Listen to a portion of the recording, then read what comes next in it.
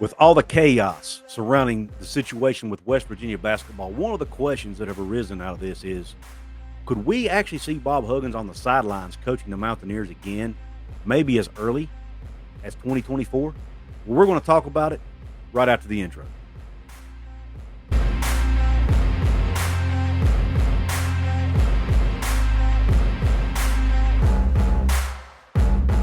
What is going on, Mountaineer Nation and college hoops fans out there? This is Couz. My partner, Mountaineer Paul, cannot be here with me today as he has family obligations to tend to. But I want to get this out to you guys today and talk about something that's been on my mind regarding this Bob Huggins situation and the coaching situation at West Virginia. Now, we all know that Bob Huggins was pulled over for DUI and arrested. We all know he resigned.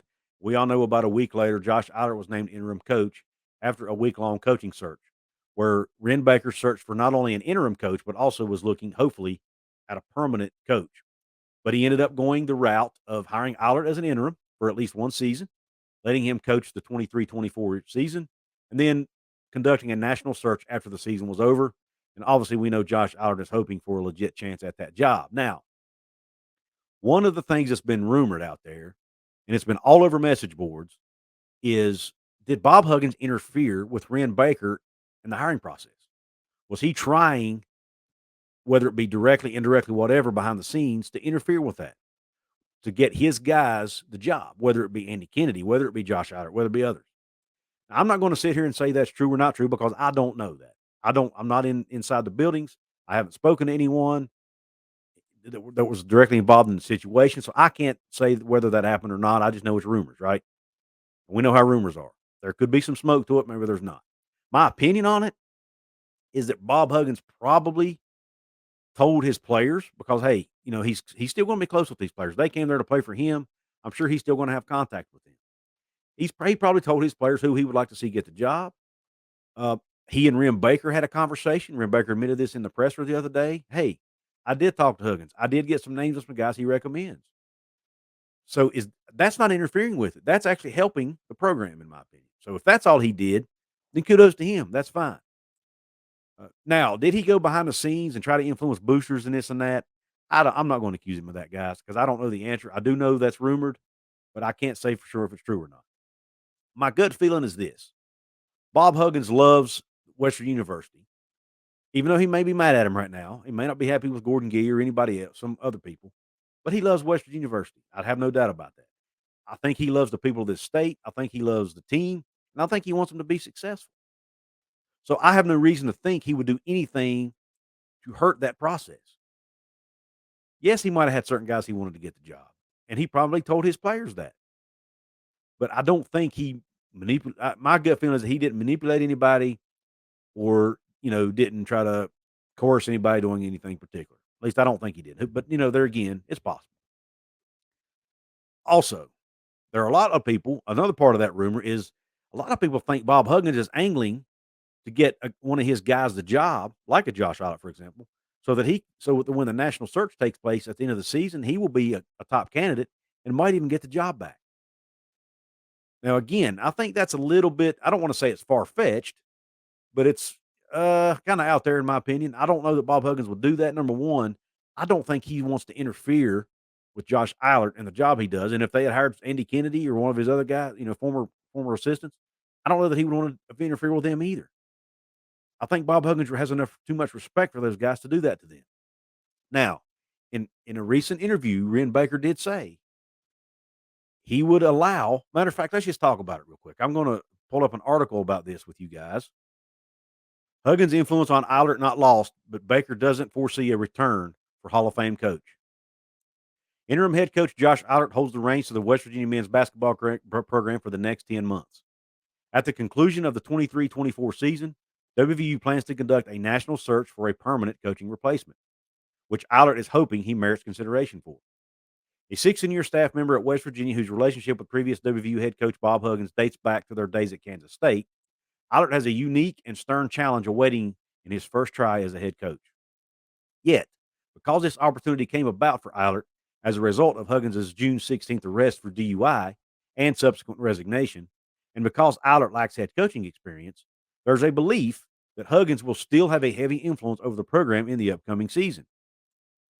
And here's what Wrem Baker had to say about that in a recent interview on Talkline. He says he coached and mentored just about everybody in the program.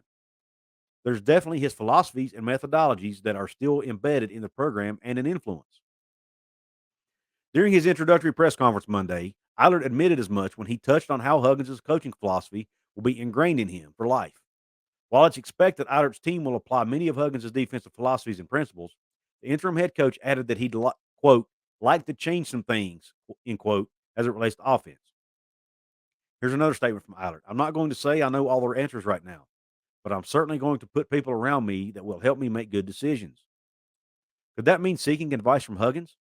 Perhaps so, though Baker is confident the 2022 Naismith Memorial Basketball Hall of Fame inductee understands attempting to micromanage Eilert doesn't help matters.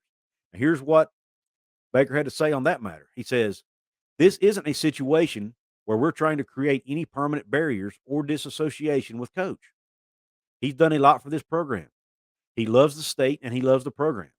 There's always going to be a place for him to be here in terms of being around, being available, and being recognized and honored for his accomplishments.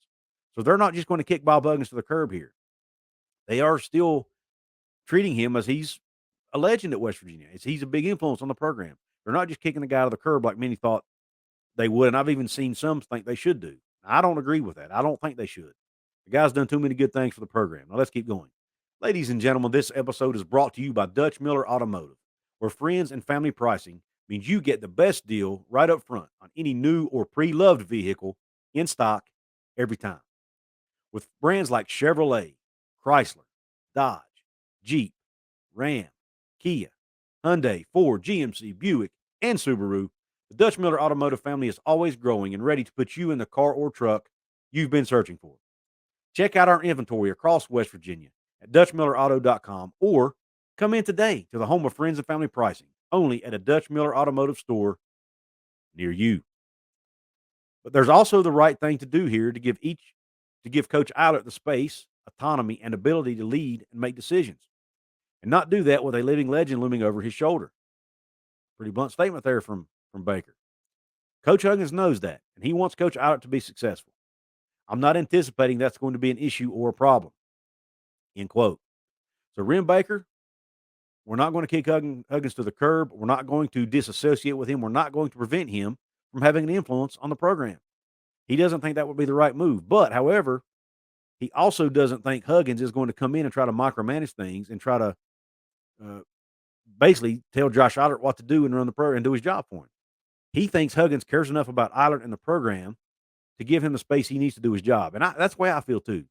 Like I said, these guys have been coaching together for 17 years, man. Do you think Coach Huggins wants him to fail?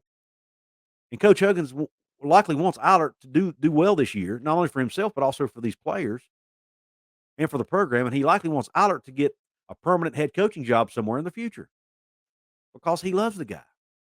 So why would he want to do anything to hurt those chances? I just don't think he would. Let's get back to the article. He says Huggins will turn 70 in September and had planned to coach at least through next season, if not several more, before assuming emeritus status within the school's athletic department. Instead, he was forced out less than 2 months after apologizing for homophobic slurs on a Cincinnati radio station that Huggins described as insensitive and abhorrent in an apology. I know he has an extreme amount of remorse for what happened and he owns those mistakes, Eilert said. We're going to move on. Time heals all wounds, and there will be a time we take his legacy and 16 years here, and we really celebrate that. He's been a huge influential part of my life, and that's not going to change, end quote. The article goes on to say there is also the question of whether there's a path for Huggins to return to coaching West Virginia. This is the part I want to hone in on here. Something that seemed to be made more possible by hiring Eilert on an interim basis, as opposed to a more established choice in a permanent role. Baker addressed the matter Wednesday on Talkline. And here's Baker's comments, his quote. He says, "You would be asking me to speak for a lot of individuals to say definitively," Baker said.